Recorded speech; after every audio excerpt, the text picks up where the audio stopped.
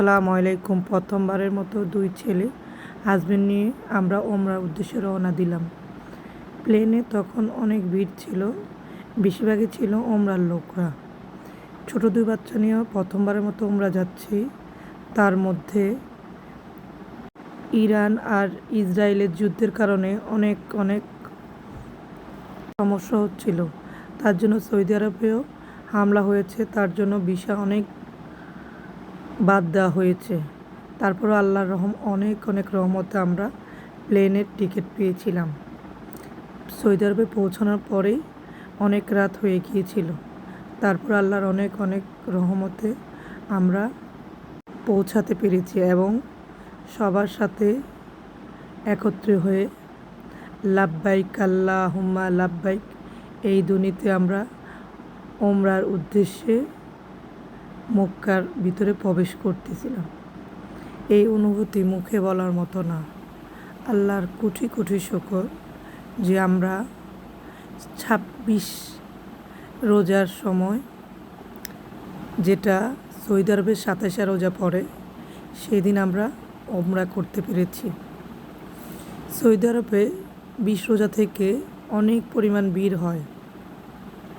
মানুষ সকল দেশের থেকে, পৃথিবীর সকল প্রান্ত থেকে হজ করার জন্য মক্কায় উপস্থিত হন। এক অপূর্ব দৃশ্য।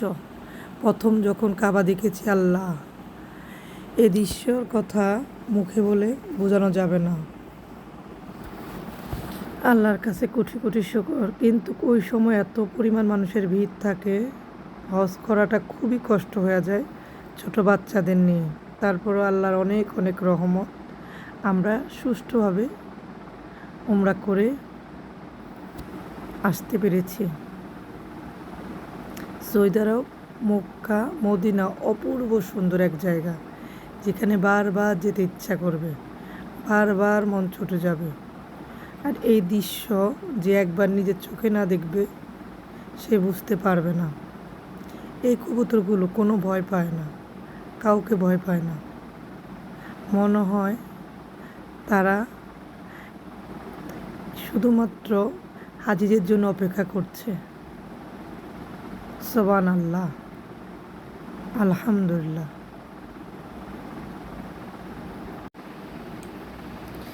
যতবার মক্কা মদিনার কথা মনে পড়ে ততবারই খুব ইচ্ছে করে আবার যদি যেতে পারতাম। এখন আমরা যাচ্ছি রোজার দিনে ইফতার করার জন্য। মানুষ এত পরিমাণ খাবার দাবার দিবে আপনাকে, ওই টাইমে আপনার মনে হবে যে আল্লাহ কোথায় চলে আসছে।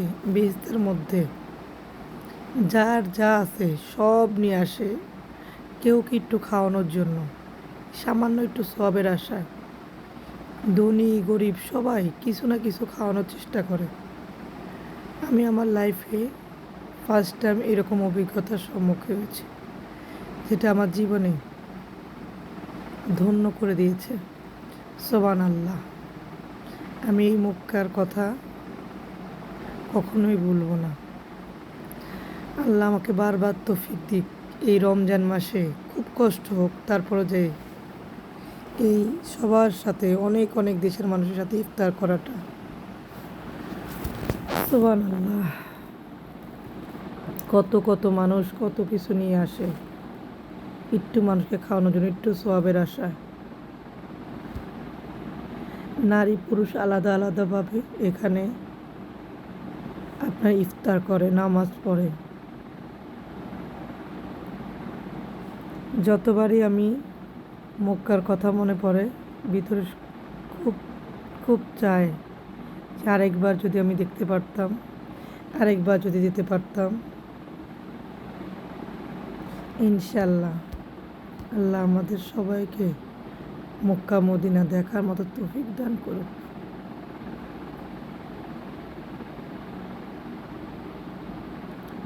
ভিতর ঈশার নামাজ শেষ করে আমরা যখন বাসায় ফিরলাম,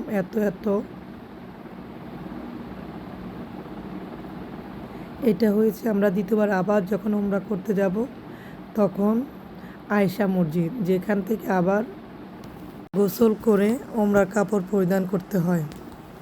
এখানে অনেক অনেক হাজিরা আসছে যারা উমরার কাপড় পরিধান করতে এসেছে।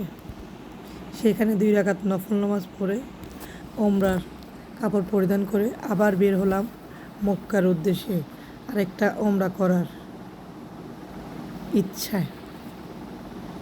এই জায়গাটাও এত সুন্দর। আবার এসে মাগরিবের ইফতার করলাম, কেউ একজন খাবার দিয়ে গেল তাওয়াফ করার সময়। আল্লাহ, 2টা বাচ্চা নিয়ে আবার উমরা করার চেষ্টা করছি।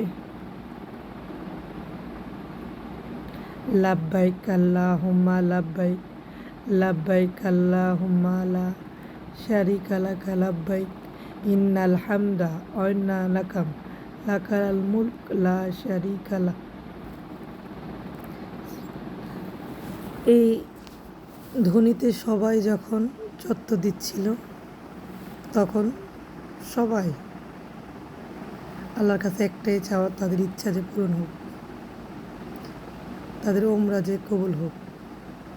পরদিন জোহরের নামাজ পড়ার জন্য আবার আসলাম মক্কায় নামাজ পড়তে। কত কত মুসল্লি, কত কত হাজি আবার এসেছে। প্রতিদিনই কোটি কোটি মানুষ এই মক্কায় আসে, যা দেখলে চোখে শান্তি আসে, অনেক অনেক শান্তি। আজ আমাদের উমরার শেষ দিন, তাই অনেকক্ষণ ছিলাম আমি, আর খুব কাছ থেকে দেখার চেষ্টা করছি আবার কাবাঘরটা।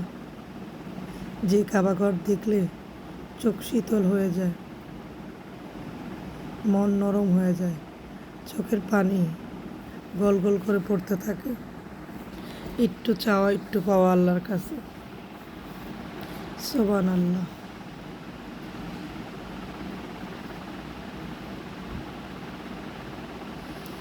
বিদায় দিতে ইচ্ছা করতেছিল না, তারপরও যেতে হবে মদিনায়, যেখানে আমার হযরত মুহাম্মদ সাল্লাল্লাহু আলাইহি ওয়াসাল্লাম আছে।